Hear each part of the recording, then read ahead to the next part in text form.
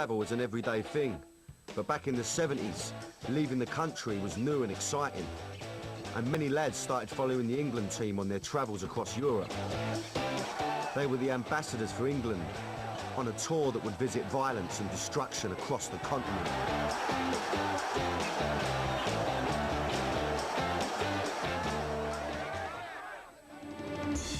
Gilly Shaw was one such hooligan. He's now banned from following England, but in his day, other countries' firms tried to take England on, and he wasn't impressed. Dutch are fuck all.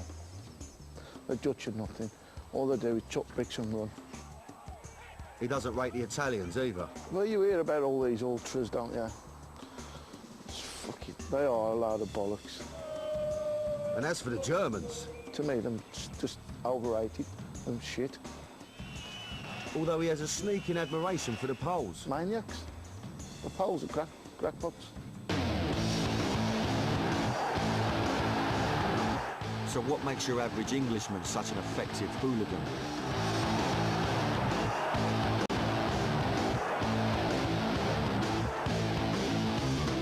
There is something about England fans that is peculiar, and that is that England fans are a group that will stand up when confronted. And if you're starting to talk about England fans as a group of people in terms of that mentality, how many England fans will stand up and be counted when it matters in a massive contingent? It has been then, and it remains so now. But the destruction that has followed the English national team is just part of a well-established culture of violence. For most England hooligans are first and foremost a fan of English League clubs. There are 92 English League clubs, and nearly every one of them has a dedicated hooligan following. These hooligan firms were the creators of the English disease, the inventors of football hooliganism, and I'm going to meet some of their biggest stars. You come to Burnley, you'll have a road.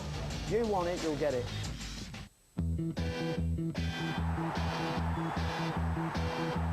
First you're on my manor, London town. For me, the most exciting, vibrant, and quite simply the greatest city on the planet. And do you want to know why? Because here we do things with a bit of style, touch of panache. You know what I mean? Supporters of Arsenal and Tottenham Hotspur were all set to do plenty of shouting, but they needn't really have been in such a hurry. In London, there's a dozen teams, and fans are spread out across the city.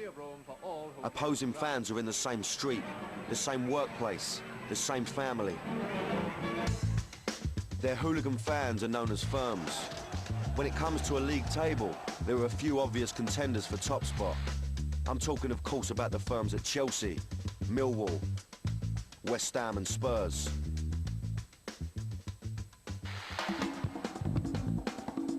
London's tube network is famous the world over. Without it, the city would grind to a halt. But back in the 80s, it was a battleground on Saturday afternoons as London's firms clashed on the way to and from matches.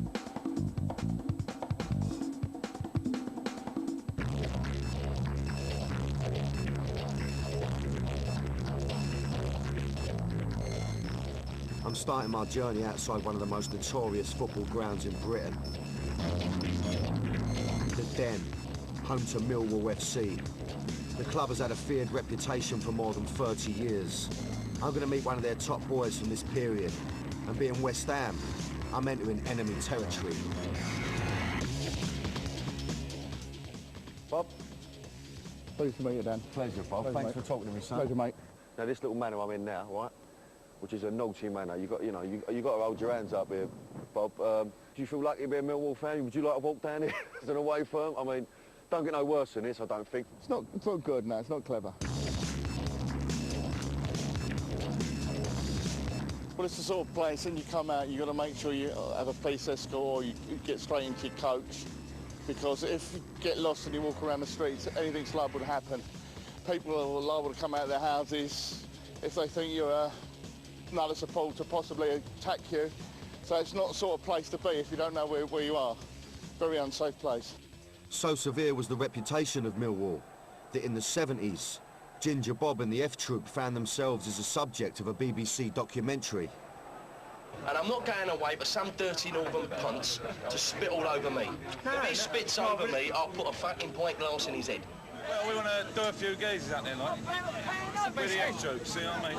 We love a row, we go football. And this is it. Tell me a bit more about the F-troop and all, Bob. Like, obviously, proper firm, yeah? And I use one of the top boys, yeah? F-Troop are guys who were absolutely ruthless, a lot of them psychopaths, no fear whatsoever. You're talking about a firm which didn't have big numbers. We used to go into ends, 10, 20, 30 hand and take on the whole end.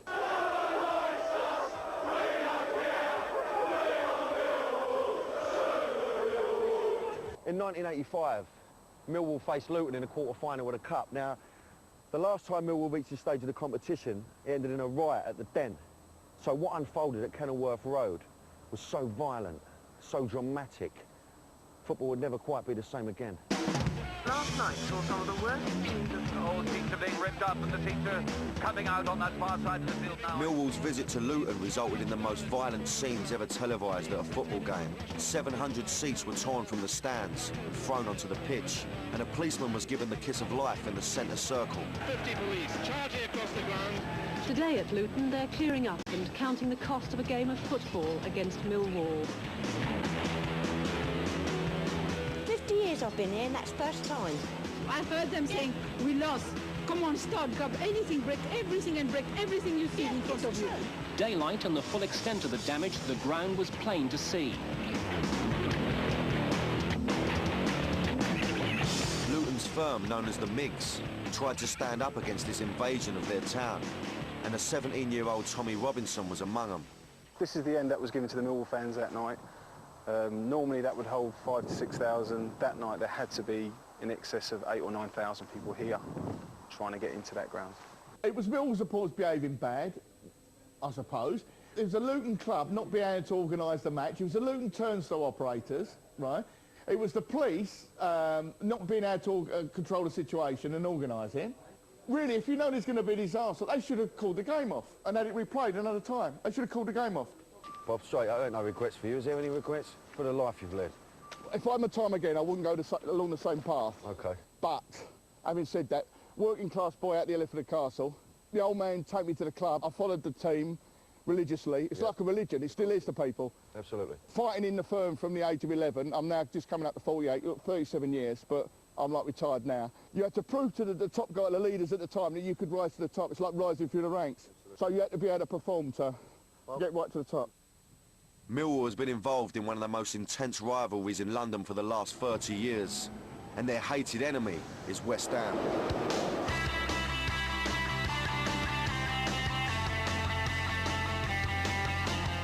On platform 4, a scuffle developed when gangs of Millwall and West Ham supporters tried to snatch each other's scarves as trophies.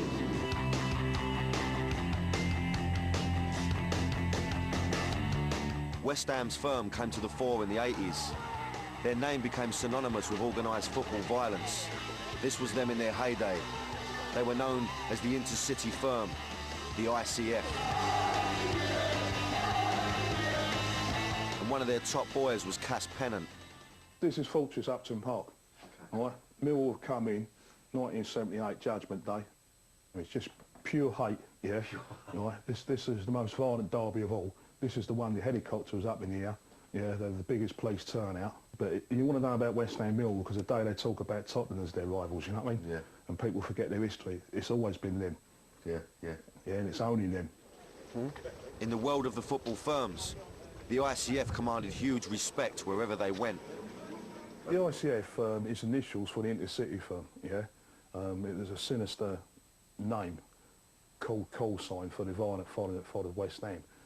Originally. Eventually it became so infamous that normal West Ham supporters adopted it because everyone just knew them by that name. It formed when young Hammers hooligans dodged the normal transport for away games, the football specials, and took intercity trains instead, using student rail cards and discount tickets. It's interesting that in the early 80s, how the football culture, the hooligan culture started to change, almost certainly paralleling but almost reflecting the new mood of Thatcherism in that everything became more organised and businesslike.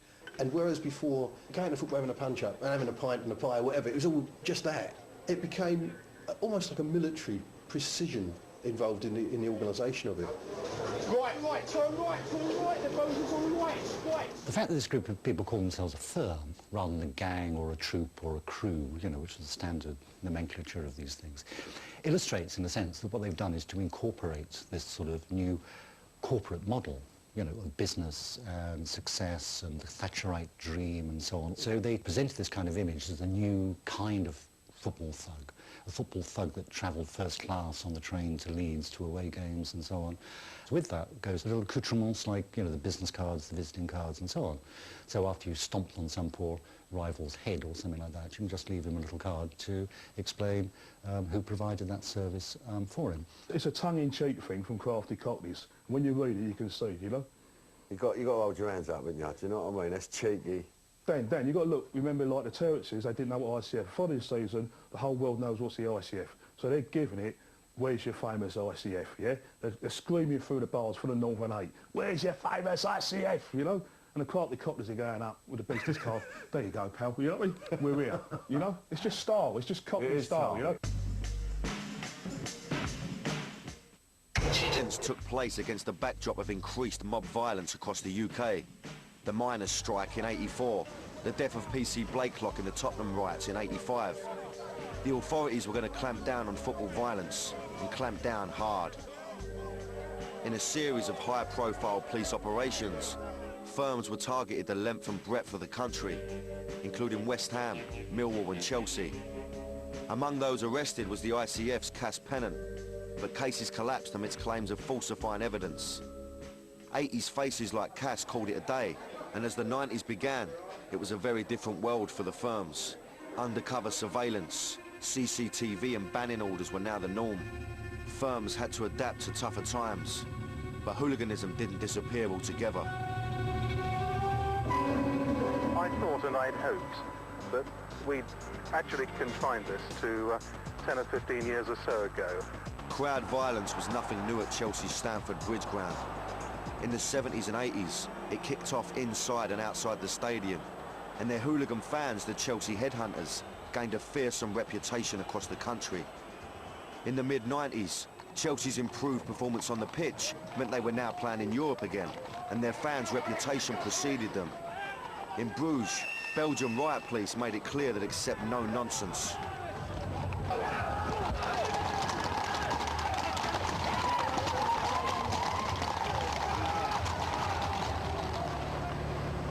During this period, one of Chelsea's main faces was Jason Mariner. Obviously, in the early 80s, everyone give each other names, you know what I mean, or give themselves names. Right. Ours was the Headhunters. How'd that come about? What was it? What was it? I don't know, to be true, but I couldn't tell you who started it off, you know what I mean? If I was to say who started off, I'd be lying, but whoever come up with it, I think it was blinding, do you know what I mean, you know? For a section of Chelsea's fans today, Jason's achieved a kind of celebrity status. He's even asked to autograph DVDs about his hooligan career. They should bring back the shed days, they were the best times. Exactly. There you go, mate. Cheers, mate. Take care. See you, mate. Have a good day, yeah? Have a good day, mate. Yeah, see ya. You know, you don't say, oh, listen, I'm an hooligan, I'm a Chelsea headhunter. No. You go to football, you have the crack, you have a few light hours, or you don't have a light hour. And if you ain't had a row, it ain't the fucking end of the world, you know what I mean? It's a bit better nowadays because Chelsea are playing, you know, I mean, top elite, you know what I mean? But, you know, to be honest with you, I used to fucking love Division 2, you know what I mean? You know, the gaffs you used to go to are sore, but unbelievable. So it was proper naughty before with the CCTV? And yeah, it was proper, you know, that's why it hit the media so much. That's why I believe that there's so much hype surrounding the football violence. In the 90s, increased security in and around the grounds meant that firms took their battles to the surrounding streets and neighbourhoods. In this era of the CCTV camera, the reputation of one firm continued to grow.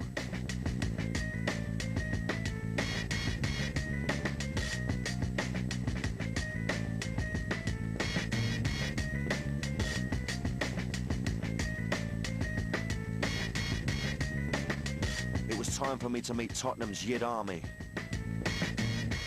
Okay, so look, this is the 1990s, you became one of the top boys, yeah? Yeah, shit. How does that come about, son? Do you know, being brutal, mate, it just comes about, you know, it comes about through respect and it comes about through, you know, through my actions over the years, you know what I mean? Yeah. Weren't no proper moment for you when you thought, right, this is a bit of me, do you know what I mean? I'll tell you, yeah, about 10 years ago, we had it with Man City on the pavement.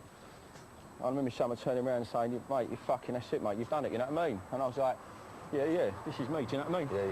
This is fucking what I'm about, you know? And, you know, and be truthful, I set out to do that and set out to bring our firm together, which I've succeeded, you know? Tottenham, a club with traditionally strong links to North London's Jewish community, has a hooligan history going back more than 30 years. In 1974, Tottenham fans were the first to export the English disease abroad, right in at the UEFA Cup final against Feyenoord in Holland.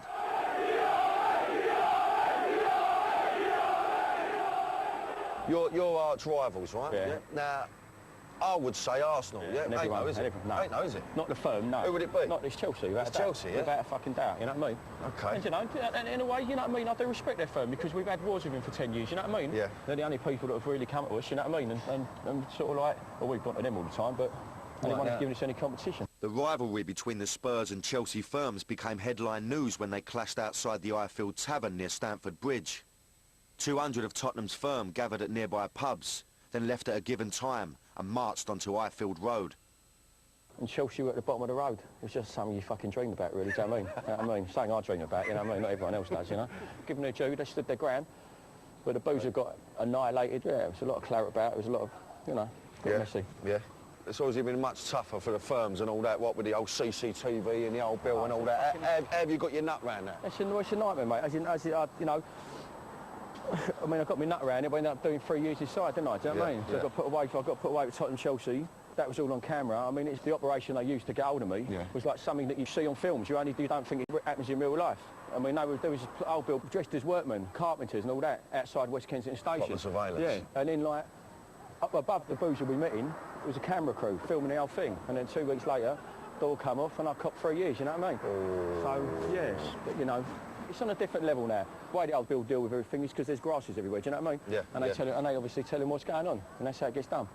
It was over in just 2 minutes, but after hours spent playing back this video, police gleaned enough evidence to jail 7 of the hooligans. An arsenal of weapons, from koshers to CS gas canisters to snooker balls, was found in and around the pub and produced in court. I would stress though, it's not just for the sake of having a row. It's people that know what they're doing, do you know what I mean? You're having a row with other like-minded people, you know? We're not going in and having a fucking row with kicking someone up in the eggs, he's wearing a different shirt, or, you know, I despise fuckers like that, you know what I mean? Yeah. Today it seems that the threat of football violence still hangs over the capital. Our fascination with the subject has led to books, films, even audiences with, revealing the inside story to these London firms. I'll do a thing an audience with now, you know what I mean? You know, just have a laugh and a joke, talk about the old days for the people that want to open their eyes on it. There are a lot of people, you know, that will get off on reading a book like that because they've never done anything like this in their lives, you know? Like people read about gangsters and read about train robberies, but they're not going to go and do something like that in their lives. They're going to go home to their wife and their kids and they're going to do whatever, you know? You go back 100 years, you know, people are fascinated with the underworld, if you like, you know what I mean? You know, or put the dark side of things, you know? Now these firms look for the youth element to continue the story. In the case of Tottenham's Yid Army, the mantle passes from Trevor Tanner to the next generation. They've agreed to talk to us if we protect their identities. Obviously we've grown up supporting Tottenham, and obviously we've seen sort of rows as we're growing up, and we've always wanted to be part of it. And now we believe that obviously Tottenham Youth is one of the best youth firms in the country. A lot of other teams, like firms and that, you can just get mugged off like by the older lot, but we were sort of welcomed in, everyone's treated us well, like no one's sort of like said, oh, we're not welcome sort of thing. It's just a lot of respect there, like a lot of respect from Trevor and that. They've sort of paved the way for us. And now obviously we want to carry on in the same way they have over the last few years or so, and keep the Tottenham firm alive and the best in London. London, a metropolis and home to a dozen football clubs. A glance at a fixtures list reveals a London derby nearly every weekend. This familiarity breeds contempt amongst the loyal members of London's top firms. The immediate presence of their enemies keeps every firm on edge and the rest of London braced to take the fallout. Fucking hate Chelsea, everyone knows that, you know, but I respect him because we've had wars with him for the last 10 years, you know what I mean?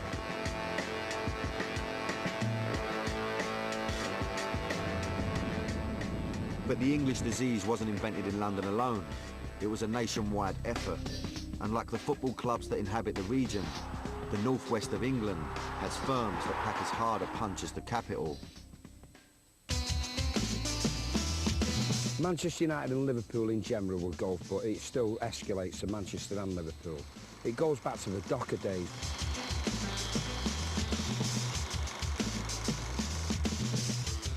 In the 70s, with the nation in the midst of economic decline, the Manchester Ship Canal took business from Liverpool docks.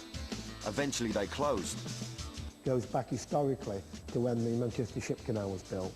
When the big ships started bypassing Liverpool and going directly to Manchester docks, the Liverpoolians, you know, took exception to it. Aggravation, aggravation, la la la la la. With the docks closing and mass unemployment in the region, young men needed an outlet to vent their anger.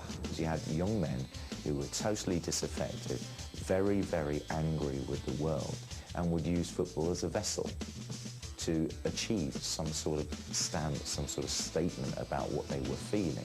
10 people were arrested in all. 24 were thrown out of the ground. And 4 people were stabbed with craft knives, including a police officer. Over the years, Liverpool thugs had a reputation for taking European towns by storm and regularly caused trouble in grounds around the continent. This caused a horrific disaster at the European Cup final between Liverpool and Juventus, which shocked the world. On the 29th of May 1985, 39 Italian spectators died in the Heysel Stadium disaster. Heysel marked the beginning of a new era in football hooliganism. Heysel was a kind of epitome of what appeared to be at first a fairly harmless charge. Just a few people running around. That's what hooliganism used to be, but the consequences of that were awful. They tried to run away, but a concrete wall blocked the escape route. It collapsed, crushing those on the other side. And it was just amazing that no one had ever seen that something awful was going to happen before long. And it took something like Heysel for the people to wake up. Hooliganism was now front-page news. Suddenly the world was watching, and politicians had to take notice. I wish we could get those responsible, get them before a court, and stiff sentences so that they stop anyone else in their tracks from doing this. Yet more tragedy was to follow the club. Hillsborough was the worst disaster in British football history.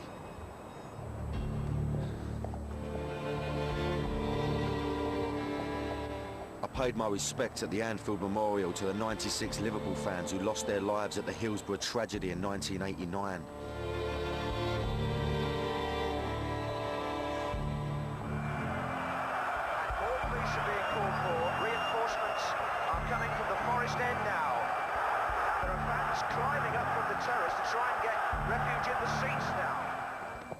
This horrific event forced the government to act. It would change the face of football forever.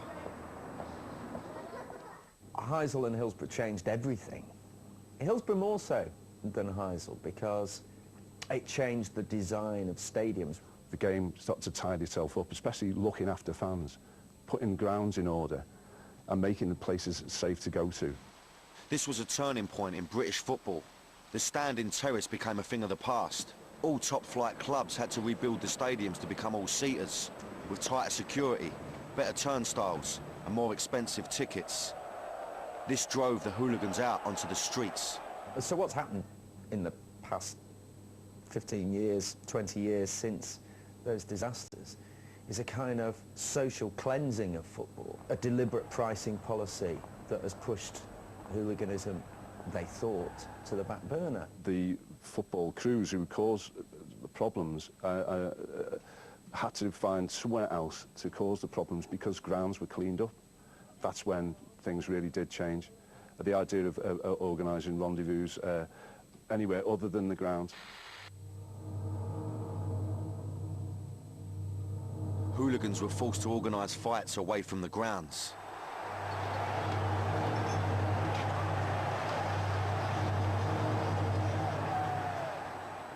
They formed gangs that became synonymous with the clubs. Liverpool were the urchins, Manchester had the Red Army or the intercity jibbers. Man City were the young governors, and Everton, the county road cutters. Hatred became set in stone. Firms from the cities Manchester and Liverpool still do battle on the streets to this day. Fama.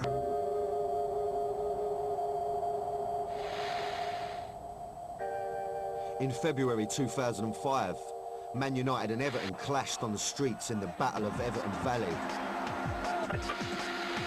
This morning, riots mar Everton defeat. Radio City 96.7 News. This has in fact been described as the worst football violence ever to take place on Merseyside. So this is Everton Valley, where I'm going to meet Andy Nichols, who's going to tell me about a proper battle between Man United and Everton. Andy Nichols is known to police as a Category C hooligan, the worst kind. He's been nicked over 20 times for football violence, and he's banned for life from every football ground in the country. 25 years I've known it, only about 3 clubs have ever bothered to come down here. West Ham did. We were done in. Middlesbrough came down this one, did better than most, and Southampton were the only other one who come down here, really. Came down here looking for it, you'd get it, quite simple. Get done in. Very few grounds like this were in built-up housing estates and with the terraces running alongside it, where it would just be a paradise. It was just hooligans' paradise, basically.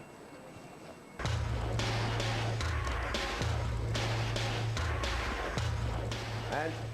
Hello, Dan. Pleasure to meet you, son. And you, mate? Listen, I just want you to tell me a little bit about this battle that you had with Man United. United, yeah. 30 of their main lads peeled off, called it on. Everton had 200. I filled them in. Well, they did all right. They did as well as they could. They weren't good enough. But the myth is that they were just that little gang and they went out looking for it. The fact is, 250 of their mates stood from here to that wall away in a mystery escort which was broken by Everton. And that's where the myth of it comes, and the annoying part is they've done well with the numbers game for 20 years, United, and no one can give them grief for that, because they pulled numbers in, year out. They're the only ones that carried it on for 10, 15 years. But when they come unstuck, they use the numbers game against them. Andy met up with Eddie Beef, one of Man United's former top boys, who's been no stranger to street battles over the years. Andy and Eddie were arch rivals who regularly fought each other on the streets in the old days. Eddie had a different version of the Battle of Everton Valley. Man United stood the ground and got beat up. Not beat up, there was less numbers, yeah? And I wasn't there personally myself. A few of my friends was. They got hijacked off about fucking 200 people. There's only 40 of them, and that's why they think they'd done Man United, but they didn't really. Seriously, they never did and never will, because we're hard as fucking nails. So cut the bullshit now, right? Because that's sort of fucking shite, innit? You were doing well there, weren't you? You were doing well until a load of wank. You're not slinging it in, you're talking shite. At the end of the day, right? You're throwing this on. At the end of the fucking day now, right? You always play the numbers game, United, right? So answer me this truthfully now. Always had the big numbers, haven't we? Always had the big numbers, never take that away from you. So last year now, your fucking 500 are getting escorted out to Goodison. Go on. And your 40 break away. Correct. Correct. And get mullered. They got fucking leathered. They got leathered. Where was the other fucking 4,500? The police had hold of them. 20 police stopped 4,500. The police. So you use it to your advantage, and then when it goes tits up, you use it to your disadvantage. You know what, me and they were done. Fucking hate each other, you know. You got done. That's the one thing they won't do, is hold their hands up and say we got done fair and square. I'm not surprised they can't agree, so I'll leave them to it. That's it. That's what pisses me off about you. So anyway,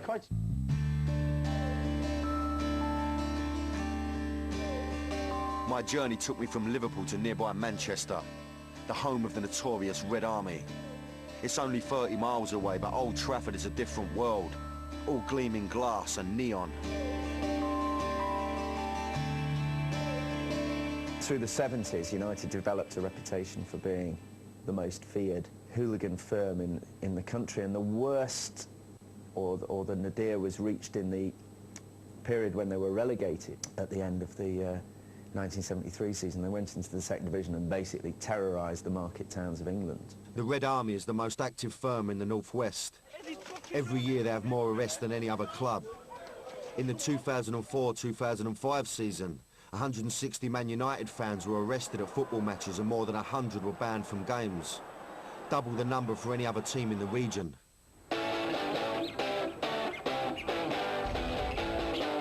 Colin Blairney, a Red Army regular, is well qualified to tell tales of the violent past. I don't think anywhere's seen as much mob battles as this. The mobs there are uncontrollable, and it's a bottleneck as well.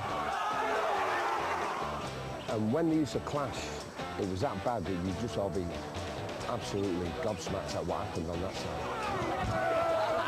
A lad lost his eye, sadly enough, here, and the weapon that was used was thrown down there. It was quite a bad day, that, really. And that was 3:10 when the kick-off had already gone off. There was one almighty rumble at the back on the Stretford End Bridge. And that's the only time there's ever been trouble at that side of the ground. The trouble was always here on the forecourt.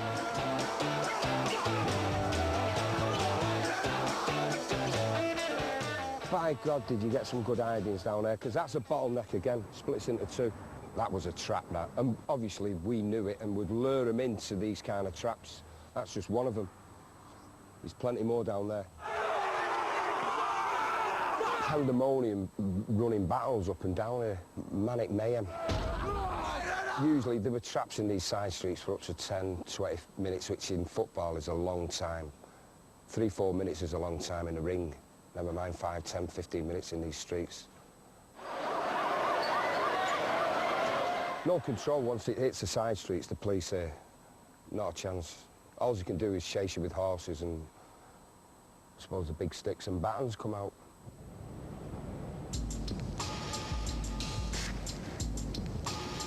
Just a few miles from Old Trafford used to stand Main Road, the old stadium of Manchester United's nearest neighbours and bitter rivals, Manchester City. Main Road was in the infamous Moss Side district. The stadium was hidden amongst dark streets and old terraced housing. Main Road was a perfect location for hooligan activity. Even in the post-Hillsborough police crackdown, fighting could break out around the stadium, especially when United were in town. This clash between Manchester's rival gangs was arranged on the phone 2 weeks in advance.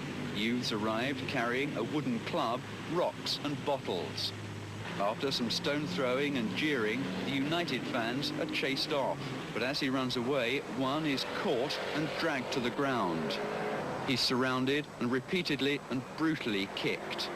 But the man seen here throwing a stone hasn't finished with him. As he lies defenseless, the attacker runs over and jumps on him, stamping on his head. The injured man survived, cut and badly bruised, probably owing his life to changing fashions in footwear. Fans now prefer soft trainers to hard leather boots.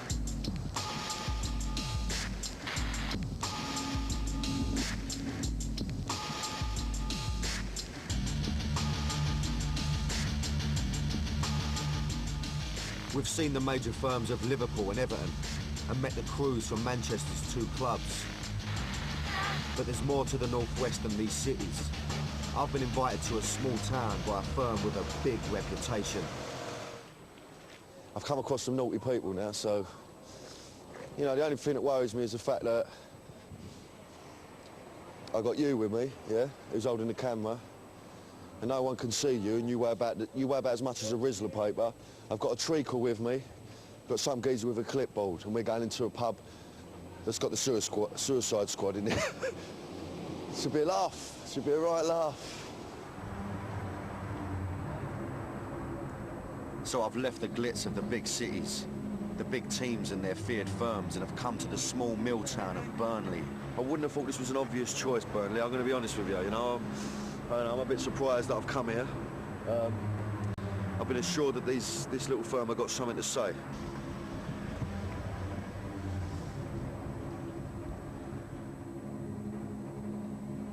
Burnley seems to be a place untouched by the social cleansing and corporate world of the modern big cities. Burnley is one of the most deprived places in Britain.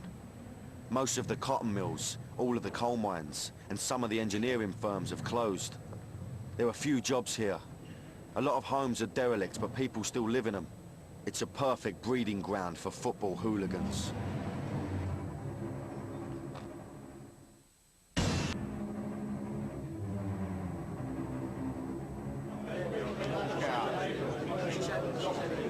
Forrester's Arms, right?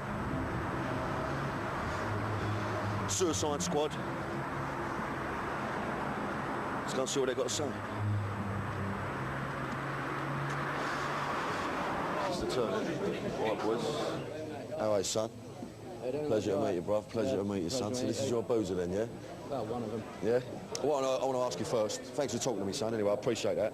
Suicide Squad, right? Now, where's that come from? That's a right mad name.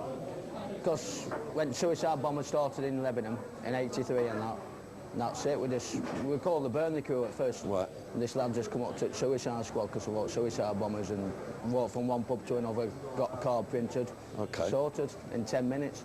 Well, as soon as I was told it, I thought, wow, that'd sound right, a right naughty bunch of people. Now, I didn't know too much about you, so yeah. I was a bit like, you know what I mean? You sure we're going to walk in this booze? We're going to end up getting ironed out by this little firm, you know what I mean? Yeah. But you seem sweet as, but it's early days yet, you know what I mean? I'm sure someone's going to glass me in a minute. Only joking. It seemed to be going really well until I put my foot right in it. You know, you're quite a small club, and you know you've got a naughty little firm, but not many firms. I suppose firms up here know about you, but you know you're almost like in the background. You know what I mean? No, can you say hello? We can go down London and turn you over. Simple as that. Any big team comes to Burnley, they have it. Simple as that. They fucking do. Yeah. It is. You ask Man United, that's fucking Liverpool. You come to Burnley, you'll have a row. You want it, you'll get it. You know when you're hooligan, if when you get sent to prison, right, you come out and want to do the same thing over and over and over again. Yeah. Otherwise, that's how you love it. Yeah. And if you don't love it like that, you don't do it again, do you? No, that's true. If you don't like jail, don't fucking do the crime. Yeah. Simple as that. Yeah, yeah. If you just come out as an hooligan and go bang, bang, bang, every time I've been nicked is through violence, through hooliganism and riots. Yeah. And that's it. Well, you've done as much jail as me. Football hooligans don't fucking bother me. No. Do you know what I mean? I've done fucking jail sentence after jail sentence after jail for football hooliganism. It don't fucking bother me. No. You come out, they all say it rehabilitates you. It don't. No, of course it don't. You're born with it. Like Beckham were born, he didn't learn his fucking skill, he were born with it. Yeah. Rembrandt, the painter, were fucking born, he didn't learn to paint a fucking brilliant painting, did he? Fucking didn't, did he? No. Fucking hell, they're born with it in the fucking genes, innit? Yeah, absolutely. You got it in you, ain't you? You either got it in you, or you ain't. You either like to hold your hands up or you don't. It's just you're born with it, ain't you? Of course you're born with it. And that's what it's about, you know what I mean? If you ain't doing it on the terraces, you're going to be doing it somewhere else. It's just that violent streak. No, it's not a violent streak, it's being proud.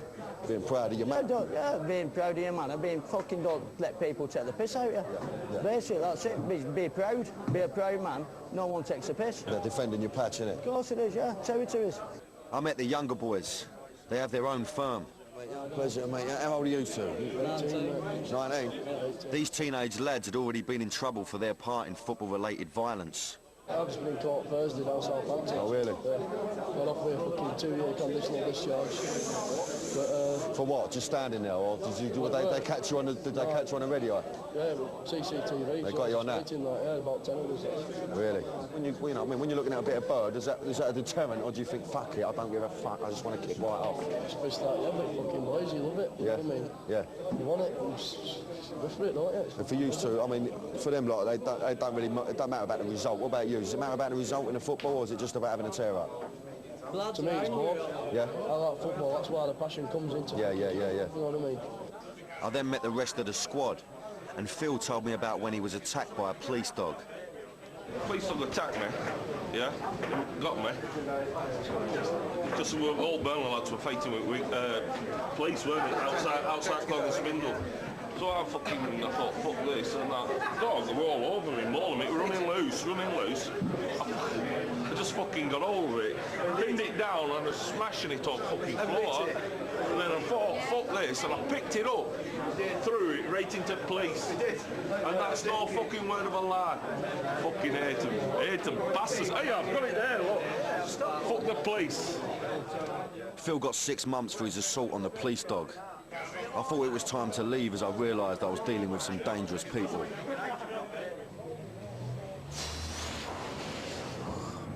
Come up here a bit. That's exactly what that's exactly what I expected, to be honest. Now these are nutters. This little firm. This takes it to a new level because they've got absolutely no fear of anything. They don't care about anybody. They're very, very passionate about. They don't care about the result either. Very passionate about Burnley, about their manner, which I would have thought was quite a hard thing to do, really. You know what I mean? But these are naughty people. This is the new generation. I would have thought. You know, this is the. You know, this is the class of people that really just do not care at all about anything. They don't care about a thing. If you ever visit the Northwest, be careful what you wear. This area is active, very active.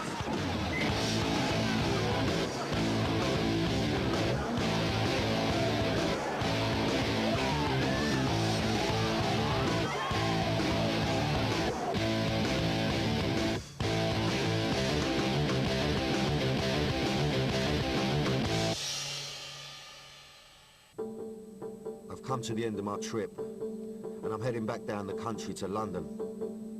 It's hard to tell where football hooliganism in this country is going. The government say that they've stamped it out. But to me, the English disease is alive and well, because for some of these hooligans, fighting is in their DNA. He wants to be a football hooligan. And if he wants to be one, so be it.